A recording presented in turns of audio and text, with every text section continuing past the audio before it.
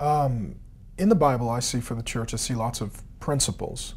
That a church is to have male elders, that a church is to gather regularly, that a church is to be about, caring for the needs of widows and orphans, about preaching the gospel, about planting of new churches, about teaching of sound doctrine. I see a lot, worshiping of God together corporately, partaking of the sacraments, those kind of things. I think there's principles in Scripture, and then we have methods that we use to implement those principles. What I see is when you put everything in the open hand, both your principles and your methods, you're a classic liberal. When you put everything in your closed hand, principles and methods are unchanging, you're a classic fundamentalist. And these tend to be the two teams. Our theology is open and our practice is open, or our theology is closed and our practice is closed. What I would argue for is a two-handed approach, that our principles are in the closed hand, we don't negotiate, we don't change, but our methods are flexible, culturally contextualized, open to change. Some will call that cultural capitulation, but they've already done it. They're speaking English, not Greek and Hebrew. They're singing, but they're not singing, in the Hebrew of the Psalms.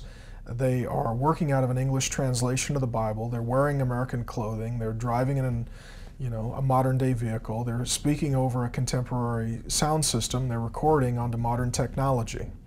So the question is, does anyone have the right to actually say that cultural contextualization is a bad thing? I think no. There's faithful and unfaithful cultural contextualization, but as long as we keep our biblical principles, I think it gives us a lot of freedom for our cultural methods. So what does our music look like?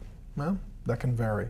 What is our style of our printed material, of our architecture, of our pastoral dress, of our service order? All of those things are flexible. The New Testament actually gives no criteria for what those things should be.